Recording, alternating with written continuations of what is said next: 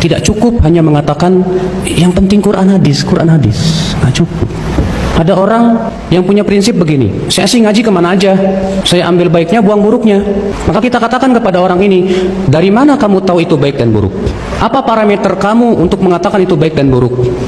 Ya Al-Quran dan hadis lah. Orang Khawarij juga membawakan Al-Quran dan hadis. Rasulullah menghabarkan dan mensifati orang Khawarij apa? Yaqra'una Al-Quran, mereka membaca Al-Quran. Yaquluna min qawli khairil bariyah, mereka membawakan sabda-sabda Rasulullah. Tuh lihat, Rasulullah mensifati orang Khawarij bawa Quran, bawa hadis. Tapi Rasulullah mensifati orang Khawarij apa? Yamruquna minad din, mereka melesat dari agama. Tapi nggak cukup, Pak. Jangan antum nilai Ustadz Sunnah itu sebatas pinter bawa Quran hadis. Pinter ya bawa Quran hadis. Ini kayaknya Ustadz Sunnah. Belum tentu. Sampai kita lihat pemahamannya benar apa tidak. Tidak setiap orang bawa ayat pemahamannya bisa benar, Pak. Tidak setiap orang bawa hadis pemahamannya bisa benar, Pak. Hadisnya sahih tapi pemahamannya belum tentu sahih. Banyak contoh, saudaraku.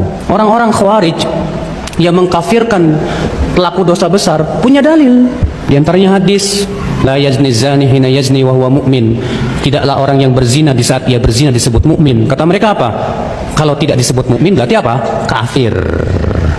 Lihat, mereka pahami sendiri. Padahal para sahabat tidak ada satupun yang memahami demikian.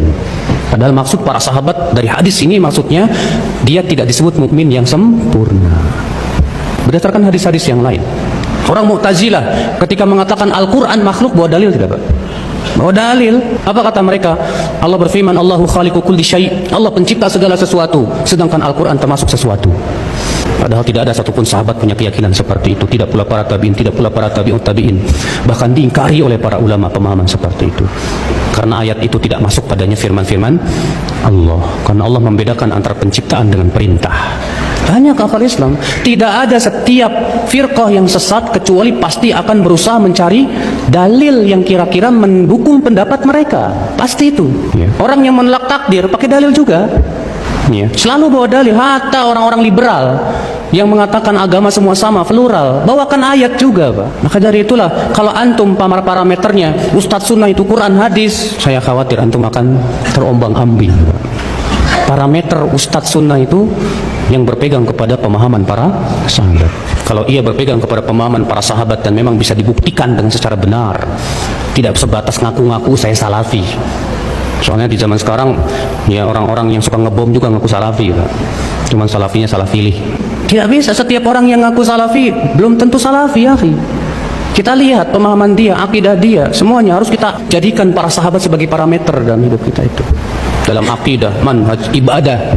Hudzaifah bin Yaman berkata apa? Kullu ibadatin la yata'abbaduha ashabu Rasulillah fala tata'abbaduha. Setiap ibadah yang tidak pernah dilakukan oleh para sahabat Rasulullah, jangan kamu lakukan.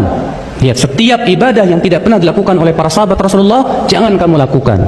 Kenapa? Karena para sahabat yang paling tahu tentang ibadahnya Rasulullah sallallahu alaihi wasallam. Padahal subhanallah ya, para ulama terdahulu sudah mengingatkan, Pak. Imam Syafi'i apalagi yang paling hebat dalam masalah menetapkan pentingnya kembali kepada manhaj para sahabat. Sampai Imam Syafi'i mengatakan apa? Wahum fauqona, para sahabat di atas kita pada dalam setiap ilmu, wara, ilmu ijtihad, ya, dan yang lainnya. Wa ara'uhum lana Ahmad, kata beliau, pendapat para sahabat lebih terpuji untuk kita dan lebih layak kita ikuti daripada pendapat kita sendiri.